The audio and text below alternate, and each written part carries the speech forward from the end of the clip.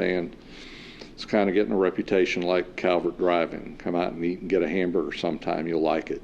So that's what funds our park: fees, concession stand, and whatever donations we can get. We do a little bit of advertising on signs, but it's, you know, a couple $100 here and there.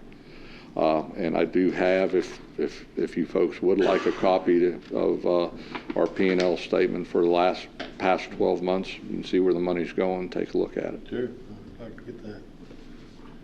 Right. If there's anything you need from us, you know, let Jeff know. Jeff can get in touch with me or Terry Massa, and we can get you whatever information you need.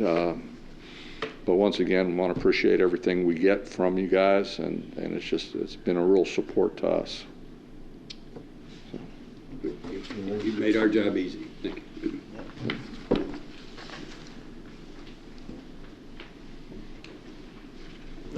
Thank you. Thank you.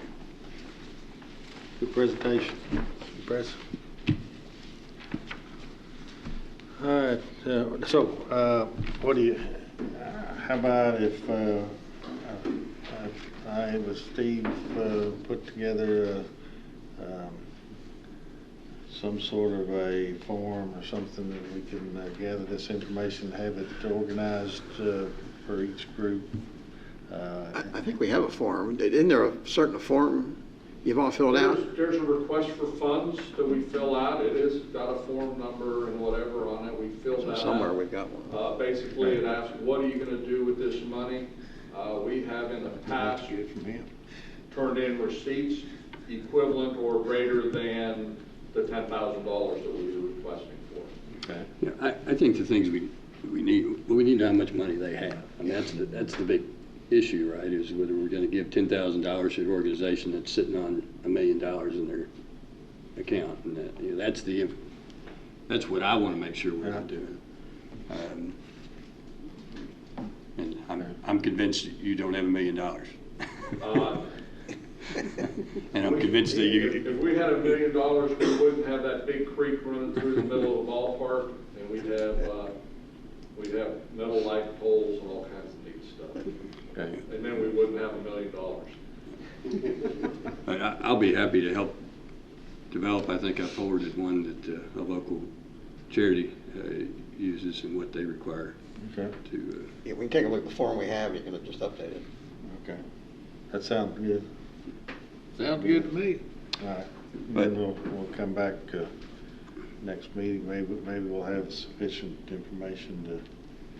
Well, I can tell you that if you're looking at page 2 of Steve's report, I'm comfortable with all of the numbers that he's got suggested in the appropriations, which I would say most of these on the list that we filled in, Steve, most of them have asked with a form or have contacted the county judge's office, haven't they? I'd say the biggest part of them. Yes. I mean, I'm good with what's on here too, and I are think. you looking at page 2 or page 1? Well, I've looked at page 1 and 2. I mean, that's. Because that would leave Lone Oak, Heath, and Reedland at 10,000, right, Steve? It would add $7,500 for Brooks Stadium. It would add $25,000 for CASA, and then it would add money for 911, which we absolutely have to do. Now, when you're saying add. So it would essentially add $429,000 in spending to our present budget, of which, sadly, $250,000 would come from the piggy bank. Am I saying that right? It says fund balance, but that's essentially our savings account. So the $429,000 would be offset by the $42,000 we got from KCO and $137,000 we got from the June occupational tax. So y'all are comfortable with not having the information we're talking about getting? Well, we've got these guys' information. Yeah. Well, yeah, but they're one. They're only one. But what's not included in page 2, what's not included is senior citizens is not included, PATS is not included, Lone Oak Tennis is not included, Paducah Civil Air Patrol is not included, and the McCracken Civic Beautification is not included, and the Veterans Van is not included, and the Community Career Endowment is not included.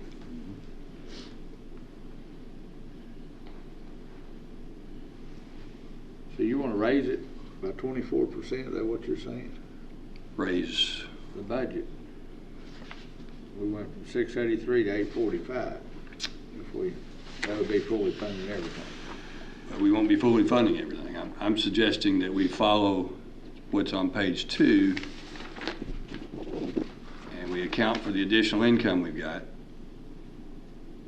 And we recognize that we've got to dip into the piggy bank some more because we have to fund 911 and the other, well, we're only adding really 2 nonprofits there. We're adding Brooks Stadium and CASA. The rest are county needs. Includes a jail, a new locks project, $26,000. Computers and networking, Steve, $35,000. You'll have to speak to that. And then you've got $49,000 for contingencies. I guess I can't speak to that. Well, that's to take care of the unanticipated things that come up, and you could have some dollars available in that to allocate to some of the other outside agencies that you've yet to agree to fund at any level yet. So it could be used for that.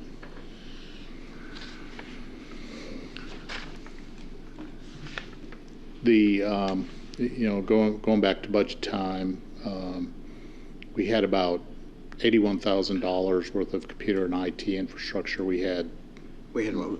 Say that again, I'm sorry. $81,000 in IT and network infrastructure needs. We have 28 computers our employees use that are 7 years old or older that need to be replaced. We have some legacy systems that we're going to lose support on that we desperately need to address, and so we just need another $35,000 for that to come from those budget adjustments. So the $49,000 in contingencies, would we be approving that spending, or is that spending that would come back to us before we spent money on the contingency? We'd come back to you on what you would use that for. So that We discretionary never we never spend a contingency without a court order. Court order. We'd come back to you.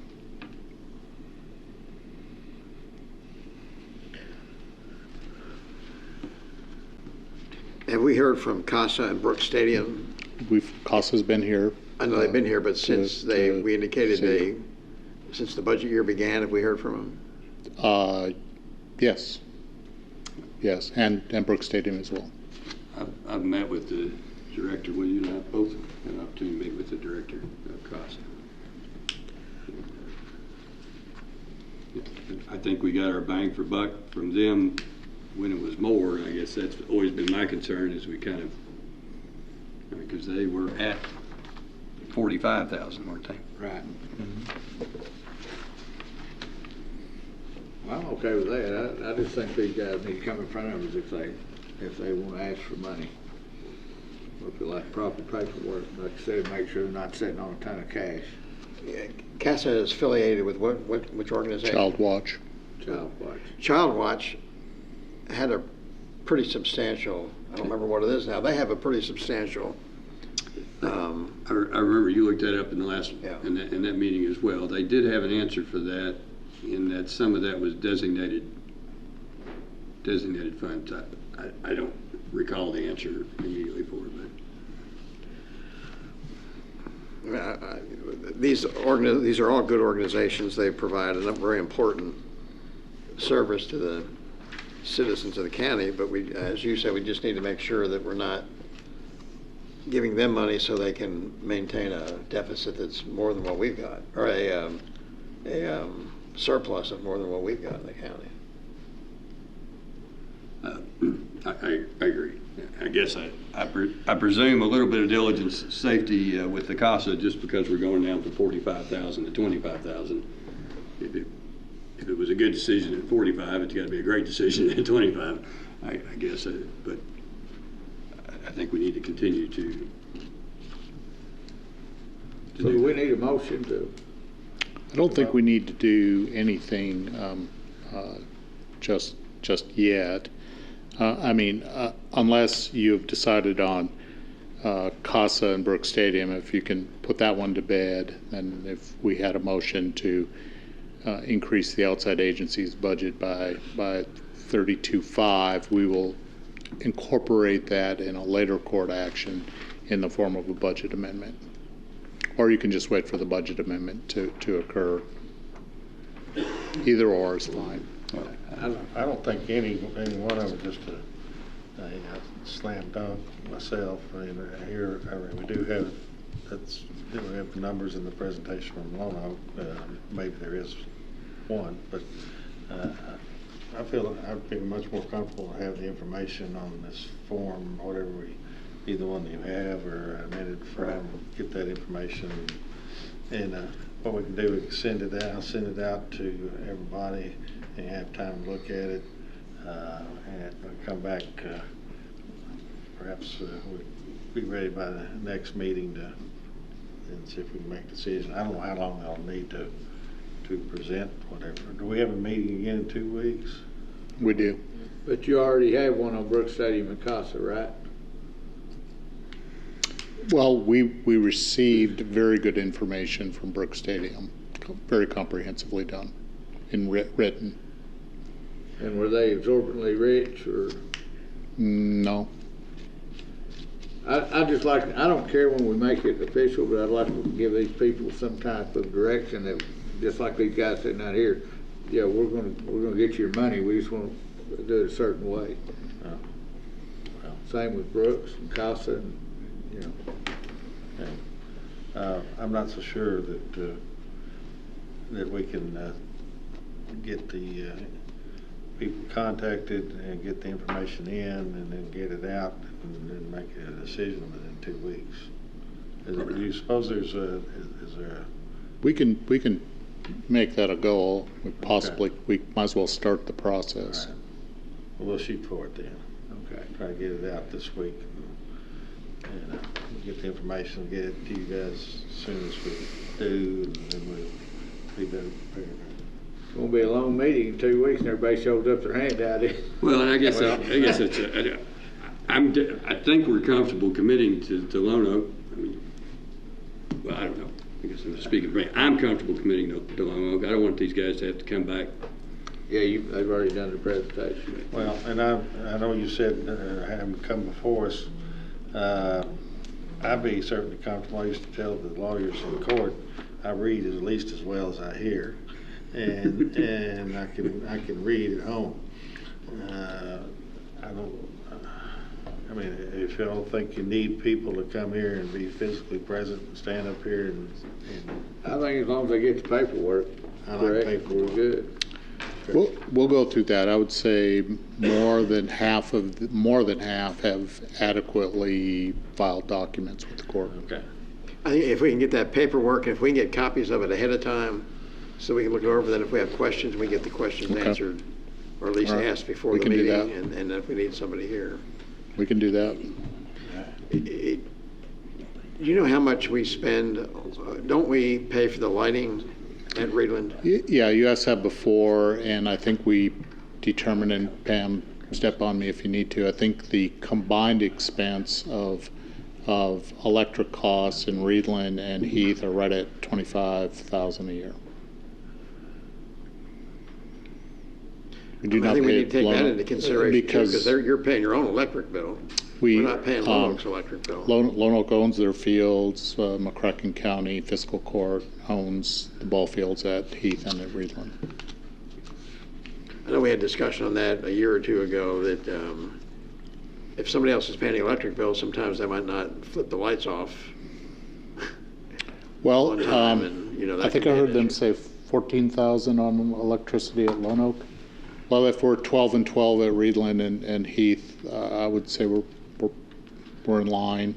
Their operations are, I'm going to guess, a little bit smaller than yours each. So, Quite a bit smaller. So, I don't think it's out of line.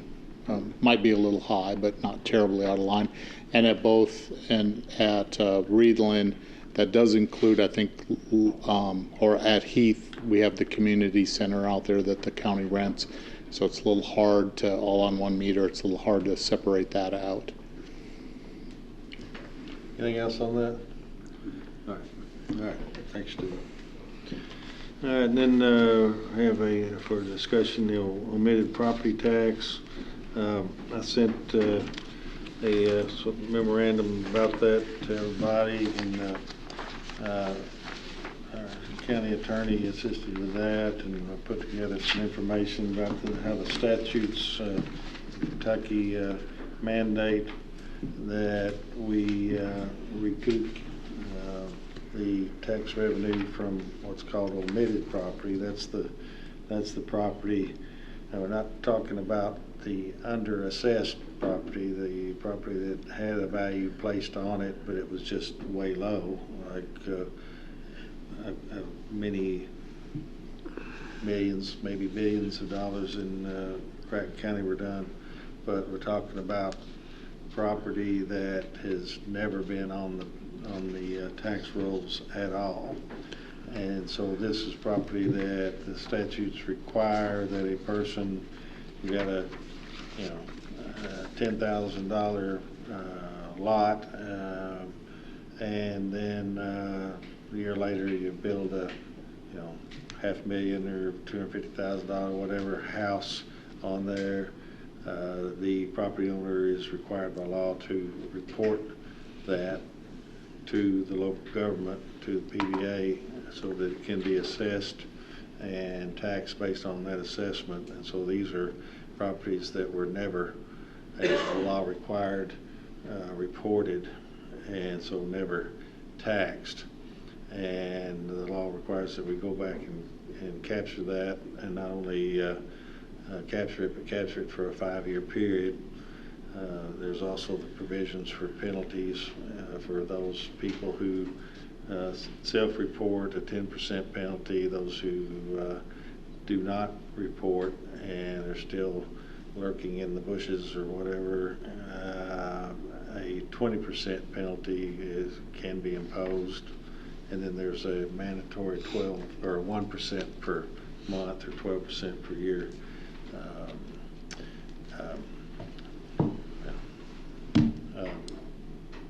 fee on that, interest on that, 1% interest per month.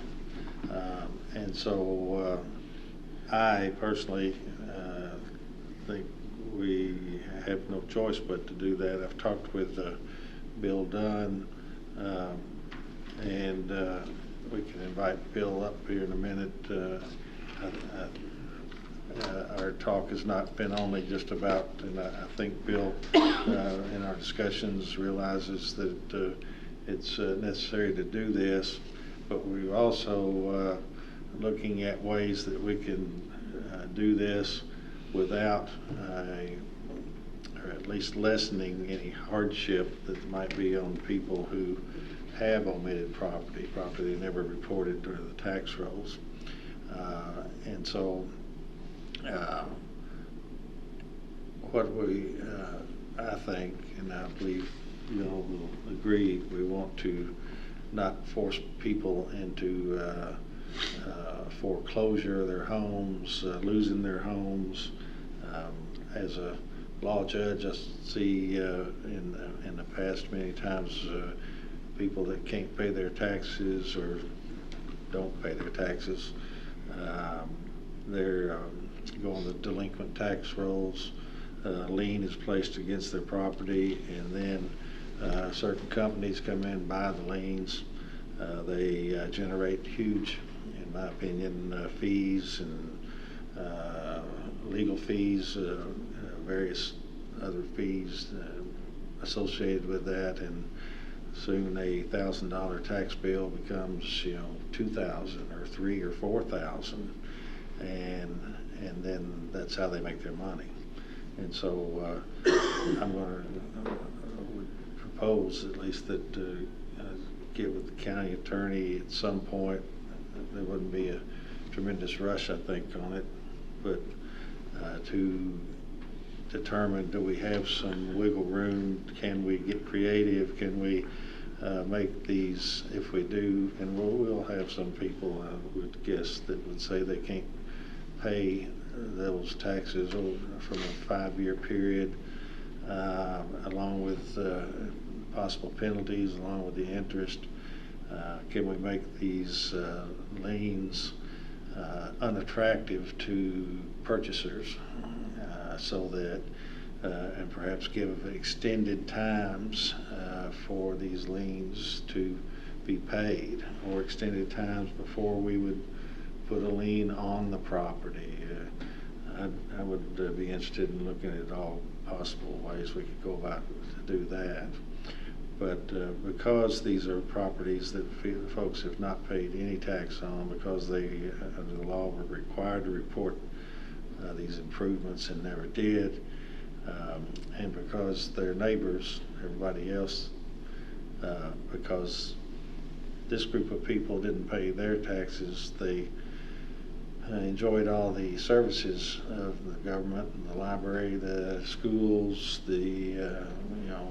all the fire departments, etc. But they paid nothing toward them, and so in economics they call that free riders. And so I feel like we're obligated. I know we're obligated by the law. I feel like we're obligated by just fairness that those folks be required to pay up what they should have, and we recognize, of course, that the people who have been paying their taxes have been paying at a higher rate because this group did not pay anything. And so we'll get that seesaw level, balance that scale, and so that's on for discussion. I'd like to see what your thoughts are. I also have a proposed order here, if we believe we can agree on it, that would authorize me to pursue the collection of those taxes consistent with that legal memorandum. I don't know if I'm not sure that we got copies of the proposed order. Just says it's ordered the county judge executive authorized to proceed with collecting taxes on omitted property consistent with the memo issued by the county judge executive September 6th. We may or may not get there right now. I know that Mr. Dunn's here. He's told me he's been sending out letters to the owners of property, both the under assessed properties and the omitted properties as well. And of course the under assessed ones are just the ones that the PBA, prior PBA just didn't do the job, just didn't assess those properties, or they were last assessed 20 years ago in various ranges, 10, 15, 20, some even longer ago than that. Law requires they be assessed annually, and certainly that wasn't done. Assessed annually, inspected every 4 years. But we can discuss it now, or we can hear from Bill Dunn. We'll hear from Bill, see what he's got to say first. Want to say a little something, Bill? Bring us up to date. You said the list was growing daily. Yeah, 2 hours ago I had another gentleman come in and volunteer his house. He built it 6 years ago. And just by looking at it, I'd estimate it's probably around $250,000. Nice big brick home in the fire district. That's the assessment. Yes. Okay. Yeah. Of course, my guys haven't been out there yet. That's just my rough estimate, just from looking at it on the aerial.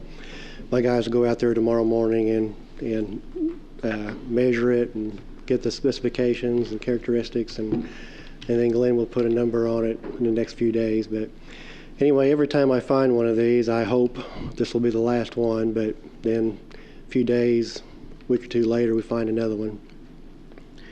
How many omitted do you have now? Well, I wasn't keeping track. Did you tell me there was 32? No, 23? 20 was 23, and if that one's this afternoon, that'd be 24. Yeah. We removed one or two from there. One of them was an accident from my mapping staff a few years ago, so we actually removed one of those. It was on Monroe, I believe it was. And the one, I don't know, the one with the tower, you remember the tower that we added for $1.3 million? We haven't really discussed that one very much, but I question whether or not that's the taxpayer's fault. That was converted to tangible property in 2003, I think it was. I question whether or not that should be classified as omitted because that was the PVA office's fault. So we still So got it's that listed one. as tangible property Yeah, rather than... this was. You remember when the cell phone towers were being built about early 2000s? There was some miscommunication, misunderstanding, lack of knowledge as to what to do with those. Are those tangibles? Are those real property? I suspect it was in error converted to tangible property, and it probably should have been taken back and put on the real property list about a year after that, before a true valid decision came down from the Department of Revenue, and it was never put back on as real property. We did verify that it should have been on real property about that same time, and we just, found it. So anyway, it was just a mistake. What's the difference in the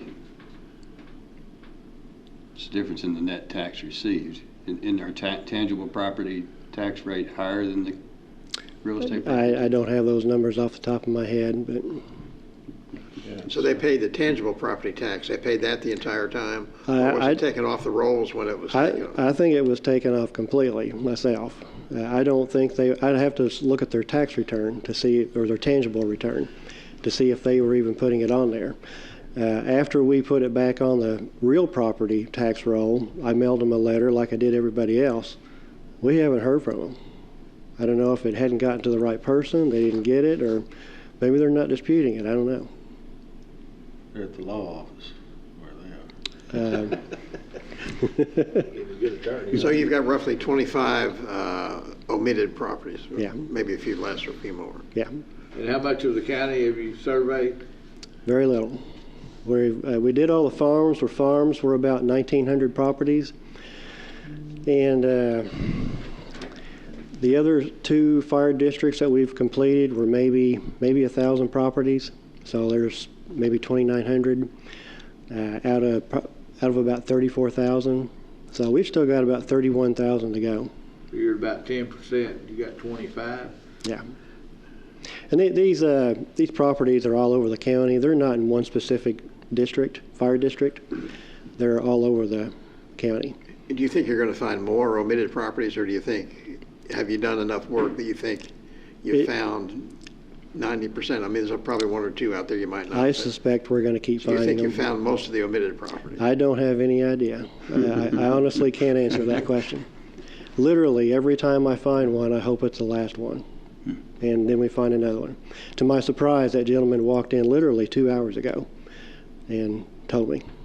We looked it up, and sure enough, it looked like it was a $250,000 house, 6 years old. Well, we need to put him on the attaboy list. Yeah, yeah. I have to say, he was very concerned. He was afraid he was going to have to sell his house over the interest alone. All right, so $250,000 house, county tax bills Roughly $2,500. Per year? per Yes. per five. So it's about a $10,000 debt. Yeah. So what was the reason why he hadn't come forward before now? Didn't get into that. I couldn't really answer that question. But he did throw in the fact of what some other people have said, that they said it was in their escrow. It was in their escrow. In their escrow. Yeah, and I don't know that we, as I read, the judge has done excellent research on this. And I mean, we don't get all this tax. I mean, we're talking about the library, we're talking about the school board. I don't know that we're empowered. Huh? We're a small amount of it. Yeah, we're a small amount of it. You mentioned the statutes. Just Section 3 of the Kentucky Constitution says that no property shall be exempt unless there's a particular provision, and none of these apply. I don't think we're empowered to forgive a constitutionally imposed tax. I think it'd be against the law for us to try and forgive it. I do like the idea of your plan of working with Sam to make sure that these tax bills don't become attractive to the sharks, and finding some way to keep people from being the victim of the sharks. That's one thing my staff has told me repeatedly, that when these sharks buy these tax bills, their tax bill goes up significantly, as you guys well know. Yeah. In fact, today, Steve and I were kind of spitballing, trying to figure how it would be, because we are hearing that the homeowner, property owner says, well, I paid my PITI, my principal interest taxes and insurance to the mortgage holder, the bank, or whoever, and so I just assume it's being paid. We made contact with, and don't have the answer yet, from a real estate lender about does that, as they would say, hold water. To me, I don't understand what, if you go in and you get your mortgage, I need $200,000. I want to build a house. Okay, here it is. You want to pay taxes and insurance yourself, or you want us to pay it with your principal and interest? You pay it, PITI, and so you pay all that to the bank, and the bank is responsible then for paying that out. Well, what is the bank doing when there is no taxes, because it's not on the tax roll? Well, I can tell you, I get a letter every year. Mine's off a little bit, up or down. I mean, you get a refund, or Yeah. I mean, it's sitting there. They let you know it's in escrow. Well, my hunch is, so they're still getting a bill for that real estate Yeah. without the improvement. Yes. So they're getting a tax bill for the $10,000 lot. They're just not getting a bill for the $300,000 house that's on the $10,000 Right. lot. The example, the gentleman that came in 2 hours ago, he was getting a tax bill on an assessment for $18,000. How much? $18,000 of land. So It was like half an acre in subdivision. it's just gone back to, I mean, what's happened is that Nancy did her PVA assessment at the time of the deed, and that's it. She never went back at the. That's right. Never looked at the building permits, never looked at the completed projects. That's the reason why the commercial property is in awful shape. But the point I'm making is the bank is receiving a check from the homeowner that includes whatever amount, $50, whatever a month toward the taxes. What is the bank doing with that money? They're not paying it to the bank, I don't guess, or if they are, what's the bank doing with that money? I bet they And make then at sure- the end of the year, when you file your income tax and you're gonna take as a deduction on your income tax, your taxes, why'd you put 0? Or why did he put 8,000 on a $260,000 home? I agree with you that under the right scenario, the average person that owns a $300,000 house would have numerous opportunities along the year to figure out, hey, I'm getting a real deal here.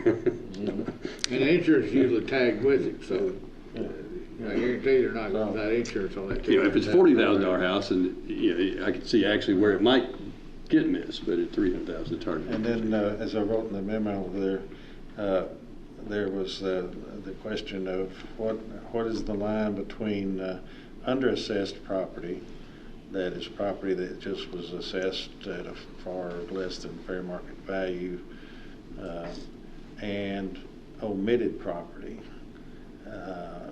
And so at some point, you've got the land, say the land's worth $20,000, and you build I don't know, even just put a barn on there that's worth $40,000. You've doubled the value of the land. The statutes say that a omitted property, if Sam and I, the county attorney and I, he helps a lot with that, of determining what is the dividing line between the underassessed property, and at what point does it become the improvement eat up, in essence, the base. And there's plenty of law that would say that certainly a 50% improvement in property qualifies as omitted property and makes it subject to the penalties and the interest, as opposed to if it's less than 50%, it's just underassessed, and and the important part, of course, that we know is that the underassessed is capped at the 4% by that House Bill 44, so you can only get a small amount of that each year. But the omitted property is not capped, it's new property, and so we would receive the full value of that money. And I think 50% is extremely generous to the property owner. I think the term is significant improvement, or was it, maybe it was substantial. I don't remember the word, was it significant, or I think it was significant. That if the property has a significant improvement on it, then it becomes omitted property. Certainly 50% gain is significant. I think probably 25% would be significant. But so I just kind of propose that we go with the 50%. I think we'd be justified in saying 25%. But, is there anything in law or any Attorney General's opinion that addressed that issue? yeah, I put them in there. Well, I haven't read all of it. What did it say about the omitted, and is it 25%, 50%? It was, there was a case and there was an Attorney General's opinion, and just kind of, there's no real clear line there. Yes, but it suggests that certainly 50% would be significant, but I think we could, I mean, it's just not been clearly answered, in my opinion, and I think in the county attorney's opinion. But certainly I can't imagine that somebody would seriously argue that if we're saying a 50% increase in the value of your home by a house or a barn or whatever, that they would say that's not a significant increase. Yeah. Okay. Well, So I don't know if I'm prepared to, on it, or? I'm prepared to make a motion and authorize the pursuit of the tax. I think we have no choice but to do that. It's a violation of the law if we don't do that. I'll second. Any further discussion? And so the motion, are you good with that order? I'm good with that order. Read So that. It is ordered. Yeah, I don't have it. Here, I'll get it to you. Let me read what it is and then I'll get it down there. It is ordered, and we'll just put that with your paper there. It is ordered that the county judge executive is authorized to proceed with collecting taxes on omitted property consistent with the memo issued by the county judge executive on September 6, 2019. So that would include all omitted property found even after this motion, is that right? That will include any omitted property found, even if it's found after we approve this motion. Okay. Right, yeah, I think we need to do it because you can't really give anybody a bill. I think there are people out there that want to pay their taxes and they can't pay it until we do the bill. Yeah, I have a process I have to go through to fulfill my part of this. I have to send them an assessment notice telling them how much we've set their assessment at. They have the opportunity to debate it, come in and talk about it.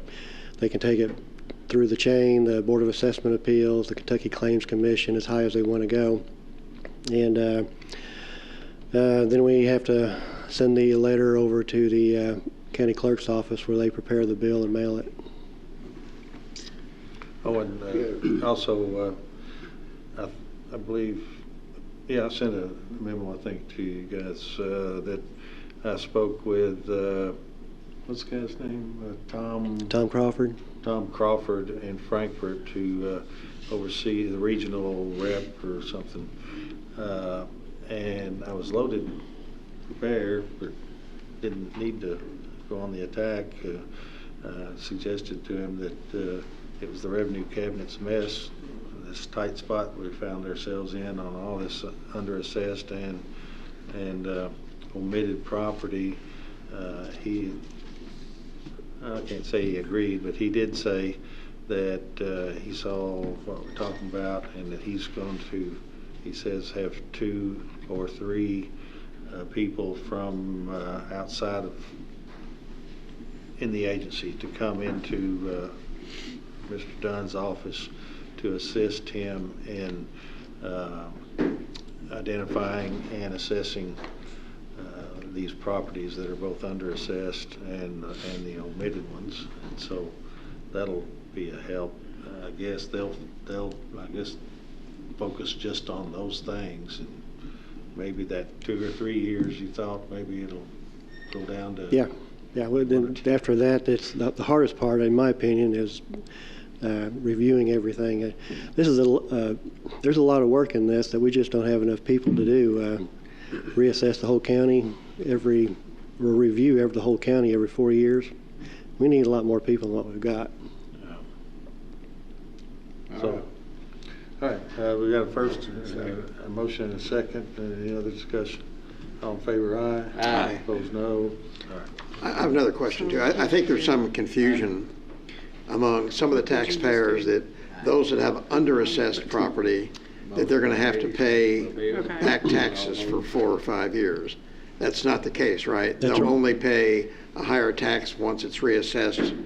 Going forward, they won't have to pay for any underassessment in the past. That's right. I'm glad you brought that up. There's a lot of people that misunderstand that they think they're going to have to pay 5 years of back taxes Right. because their house is. Right. And it's only those that were omitted to pay back taxes. Those who were underassessed do not have to pay back taxes. That's right.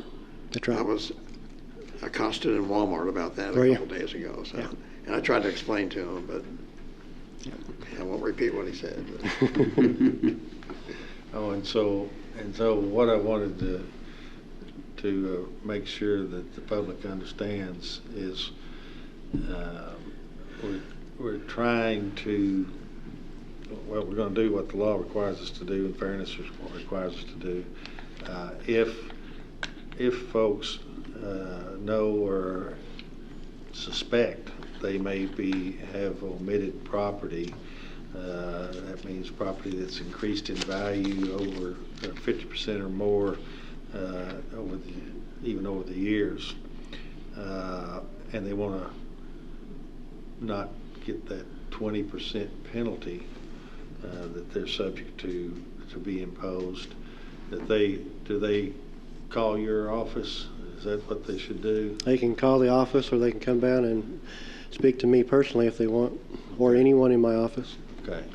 And so they can call or come down to the PVA office, ask, say, I've got this concern.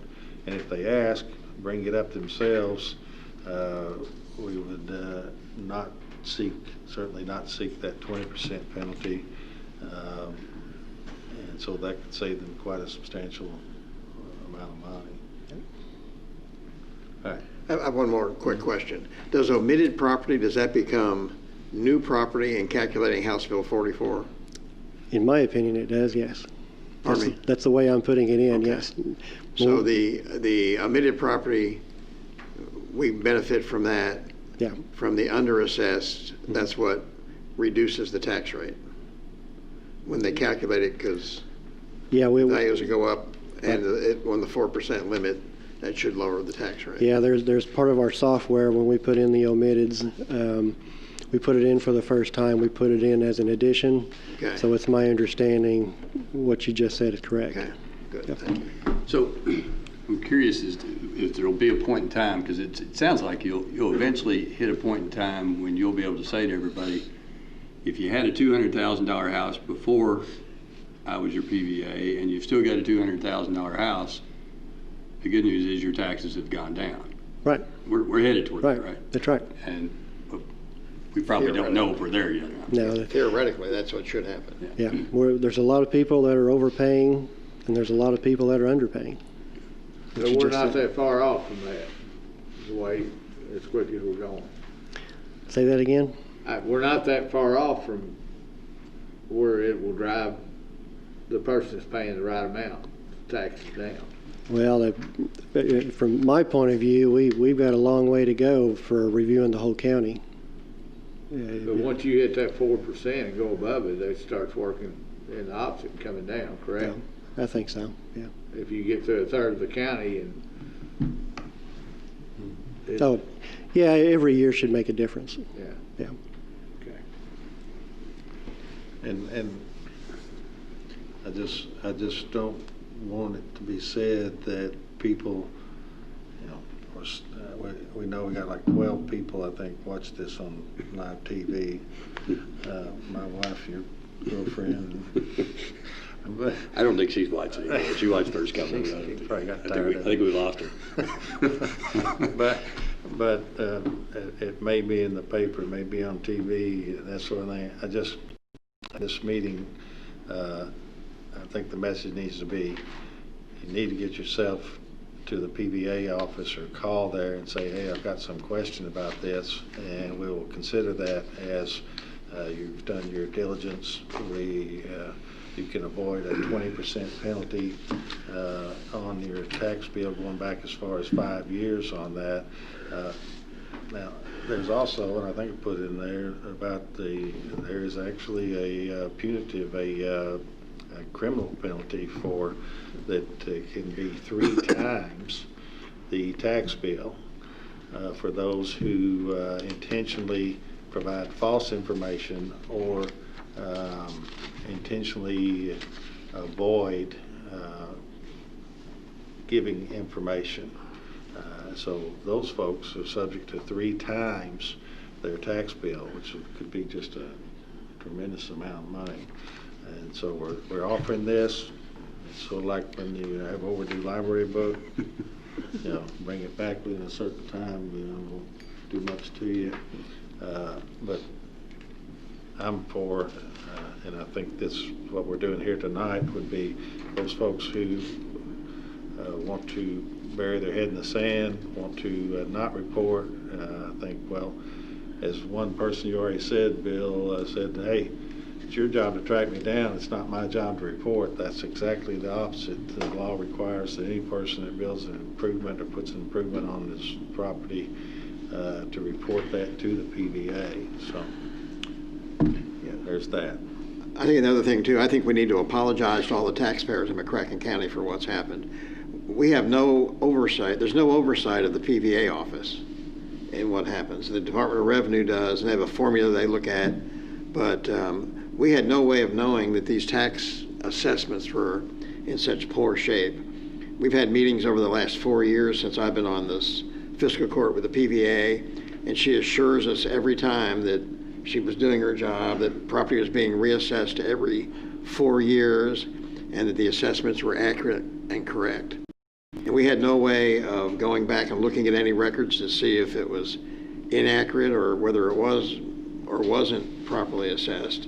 And all the taxpayers in McCracken County have been penalized for it because if it was properly assessed, that would affect the tax rate of those who have the proper assessment. So I think, although there's no way, I don't think there's any way we could have prevented this problem or have seen this problem as members of the fiscal court. I think I just want to apologize to the citizens that this happened. And I wish there was some way we could make the previous PVA accountable, but she's probably not available because she's in jail. Along that line, I'd like to add one thing to that. I've tried to be as transparent as I can, open and transparent. I've added a transparency section to my website. If anyone has any questions about any of this, feel free to come by my office, call me on the phone, do whatever you want to do. I'm happy to answer anybody's questions. Thank you. All right, thank you, Bill. All right, let's see, do we have any old business to previously tabled items? I don't know of anything. Then court orders, we got a number of court orders to do. Madam Clerk, you're gonna earn your money? Yeah, but I'm gonna take a break for a minute, if that's okay. Oh, okay, all right. Okay. Let's take a 5-minute break then. 5 minutes? I guess 5 minutes.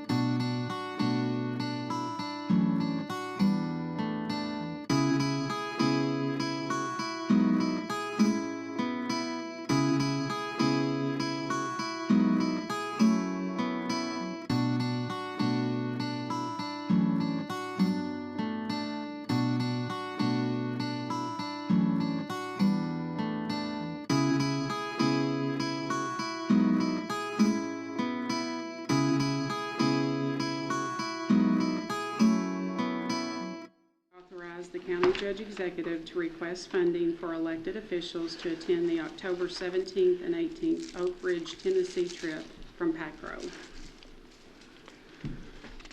So made. Second. And that'll be just to cover the actual expenses, right? The hotel and meals? Yeah, and I also wanted to throw out this. I've had requests for, this got whittled down from, there was a request that we fund everybody that wanted to go. And I told the individuals that we weren't going to do that, community members and, well, not everybody wanted to go, I guess, but there was quite a group that were lining up to go on this trip. And so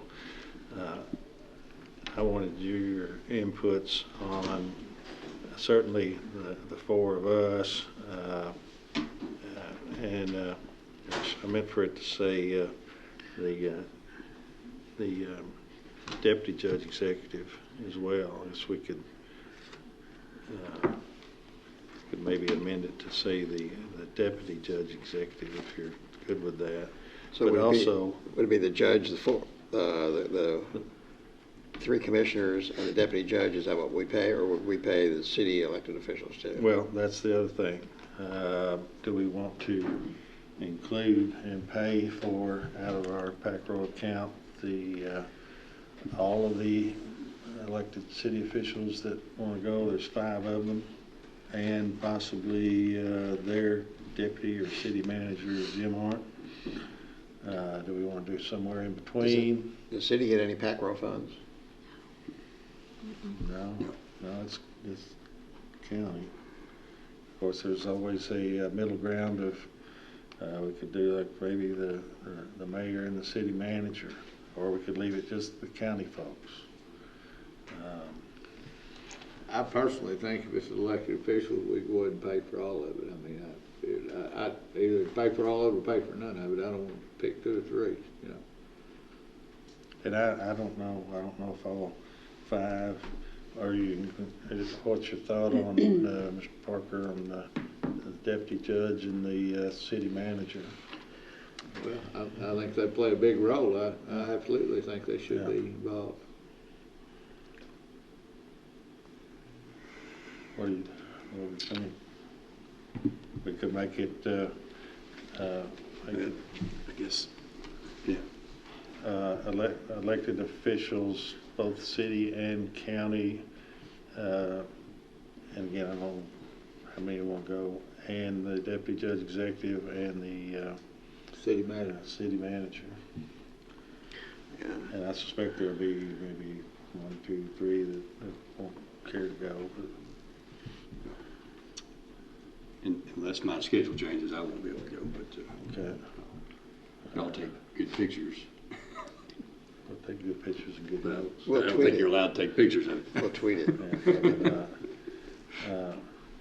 So maybe the easiest way to do those things, I know we're getting these things, we got to vote on that. And if Mr. Parker wanted to withdraw that motion and make a motion of what you just said. That we include the city elected officials and the county judge, the assistant county judge, and the city manager. Okay. City and county elected, city manager and deputy judge. Deputy judge. Are you just amending this one to do that? Oh, he withdrew the other one. You You back up withdrew the and tell me first. to do it again. Okay, we voted on it already. Well, So Do we we vote on it? withdrew this that one. original order? Yeah, and I'm gonna make a motion that we ask for money from Pack Road to pay for city, county, and city officials, the deputy judge executive, and the city manager. Yeah, and you had a question, well, okay, so that's the motion, is there a second on that? Is there a reason we should say fiscal court members, city commission members, the city manager and deputy judge? Let's watch Is there it any reason on why we need to do that? I mean, suppose Let's the watch it on the Supposed tape. to the elect- sheriff decides he wants to go. Oh, I I see. don't know. There's only 5 elected city officials. Commission but members. Who made the motion to withdraw? I did. Okay, and who seconded it? I don't know, but we might. Eddie I don't know, I may be Well, I don't know, thinking on it. if he withdrew, does he need a second if he withdraws his motion? Okay. So think just I the think motion to you withdraw. withdraw. Yeah. So you did that. So the new one will say county officials, county commission members, Yeah. city commission members, deputy judge executive, and city manager. They got it? And the mayor and the county judge. Well, the mayor's on their commission, so, Yeah. and the county judge is on ours, so we'll Yeah. go. Okay. Okay. All right, so that's my motion. All right. Just a second. We know what we want to do anyway. Second. I'll second it. All right, any other discussion? All in favor, aye? Aye. Opposed, no? All right, do that. And then B. It is ordered to approve the following 2019 tax rates as set by the boards of the taxing districts. County real estate .1010, tangible property .1421, health .024, tangible .024, mental health .012, tangible .012, McCracken County Extension Service, real estate .04087, tangible .110483, McCracken County Public Library, real estate .061, tangible .0841, Paducah Junior College, real estate .016, and tangible .016. So moved. Second. Any discussion? All in favor, aye? Aye. Opposed, no? That carries. It is ordered to receive the following 2019 tax rates as set by the boards of the taxing districts. McCracken County Schools real estate .538, tangible .538. Concord Fire District real estate .075, tangible .075. Hendron Fire District real estate .0755, tangible .0755. Lone Oak Fire District real estate .047, tangible .047. Melbourne New Hope Fire District .043, tangible .043. Reedland Farley Fire District real estate .071, tangible .071. And West McCracken Fire District real estate .069 and tangible .069. So made. Second. Any discussion? All in favor, aye? Aye. Opposed, no? Carries. It is ordered that the following resolution be adopted. A resolution levying the tax rate for the year 2019 for taxes to be collected for the benefit of McCracken County, Kentucky. Be it resolved, the Fiscal Court of McCracken County, Kentucky for the calendar year beginning January 1st, 2019, levy a tax rate of .1010 on each $100 of value on real estate and a tax rate of .1421 on each $100 of value on tangible property located within McCracken County and assessed by said county and by the Kentucky Department of Revenue, and that taxes further be levied at a rate of .025 on each $100 of value on all bank shares located within said county, and that taxes further be levied at a rate of 0.00 on each $100 on all unmanufactured tobacco. I'm sorry. That's okay. Be it further resolved, the revenue raised by the foregoing levy be used for the maintenance of county government, care of paupers, the upkeep of public records, public roads and bridges, and all other general expenses of McCracken County as required and allowable by law. So made. Second. Any discussion? All in favor, aye? Aye. Opposed, no? Carries. It is ordered that the following resolution be adopted. A resolution levying the tax rate for the year 2019 for taxes to be collected for the benefit of the McCracken County Health Department. Whereas the McCracken County Board of Health, on behalf of the McCracken County Public Health Department, has requested the McCracken County Fiscal Court to impose by resolution a special ad valorem public health tax in the amount of $0.024 per $100 of assessed valuation of real estate, and tangible property in said county as of January 1st, 2019, which is in addition to all other ad valorem taxes. Be it resolved that this tax hereby be levied. So made. Second. Any discussion? All in favor, aye. Aye. Opposed, no. Carries. It is ordered that the following resolution be adopted. A resolution levying the tax rate for the year 2019 for taxes to be collected for the benefit of the McCracken County Mental Health Center. Whereas the Western Kentucky Regional Mental Health and Mental Retardation Board, Inc., on behalf of the McCracken County Mental Health Center, has requested the McCracken County Fiscal Court to impose by resolution a special ad valorem mental health tax in the amount of 0.012 per $100 of assessed valuation of real estate and tangible property in said county as of January 1st, 2019, which is in addition to all other ad valorem taxes. Be it resolved that this tax hereby be levied. So made. Second. Discussion? All in favor, aye. Aye. Opposed, no. Carries.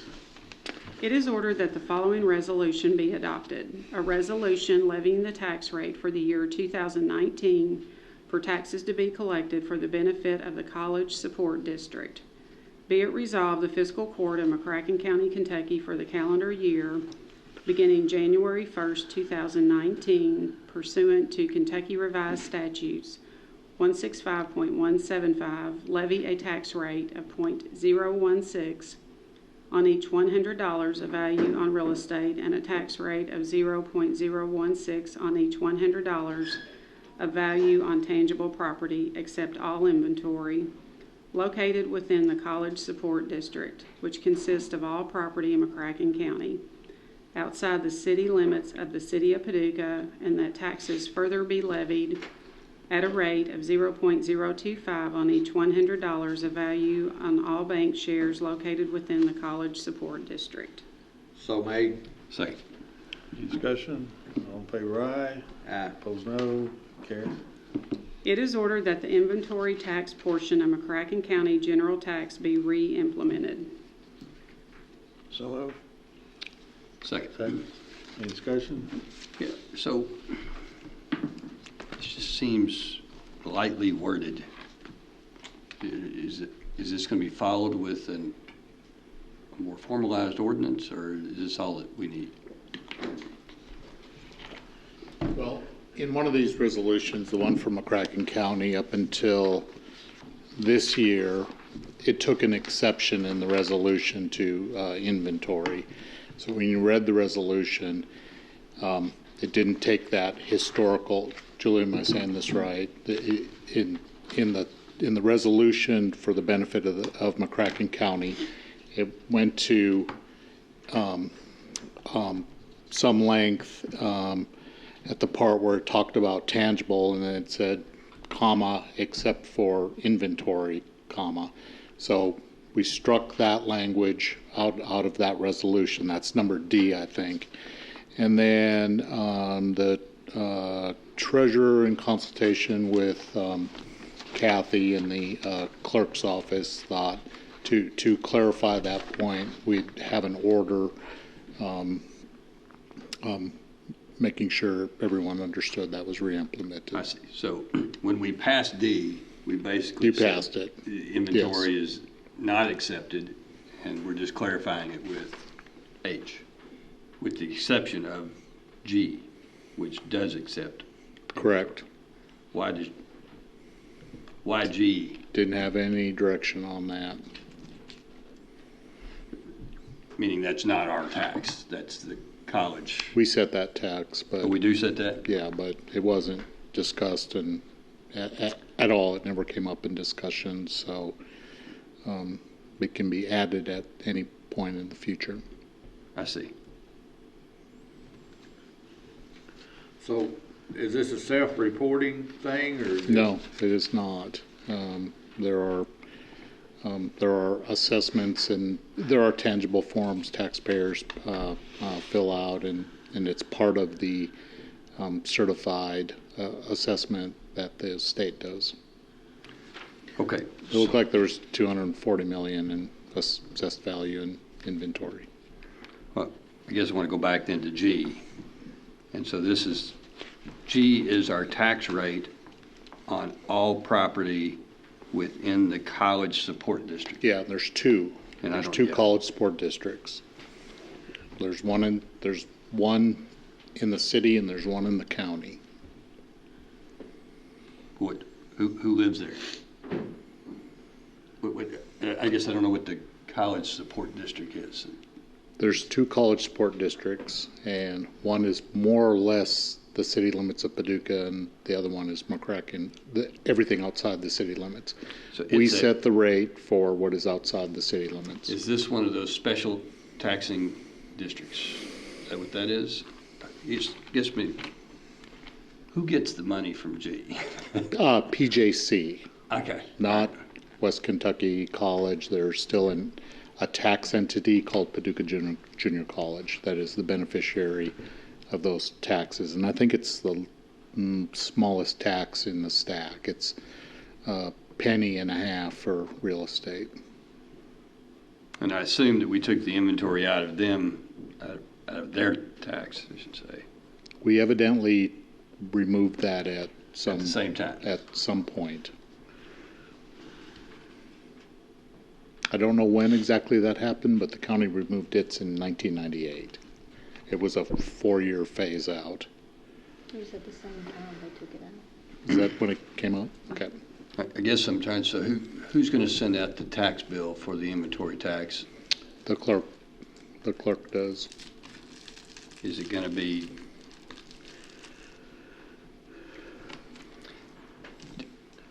does it make sense to not tax inventory in G, but tax it in D, E, and F?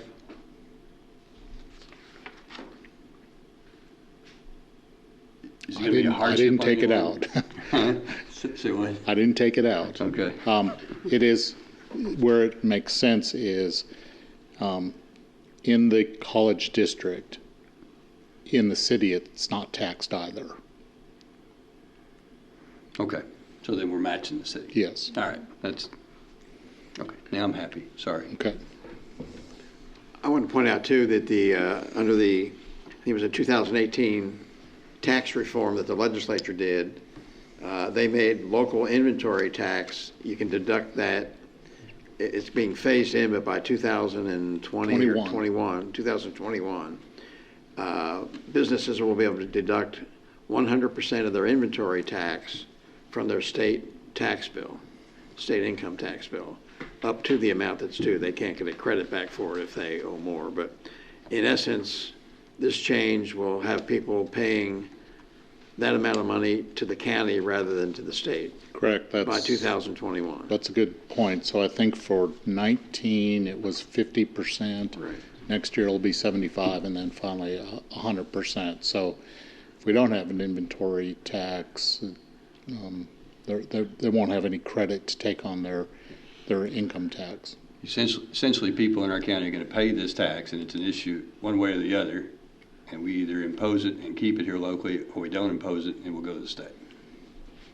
But, As long as they own. Is that a fair As long assessment? as they owe state income tax. As long- That's true, that's If they true. don't owe state income tax, then they're gonna pay it in the state and the county. So I think it pretty much depends on a case-by-case Yeah. basis. But it was, I do want to give Bill a shout out for good research. That was helpful in deciding this. So. Again, it's a washout, so businesses by 2021 will not be paying any more tax. They'll be paying to the county rather than the state. Where were you, on discussion? I think we're Any more probably discussion? ready to vote. Yeah. All in favor, aye. Aye. Opposed, no. Carries. Is there any other business we have? Anything? No? Motion to adjourn? So moved. Second. Discussion, all in favor, aye. Opposed, no. Carries. All right. Got that Richard Root reception.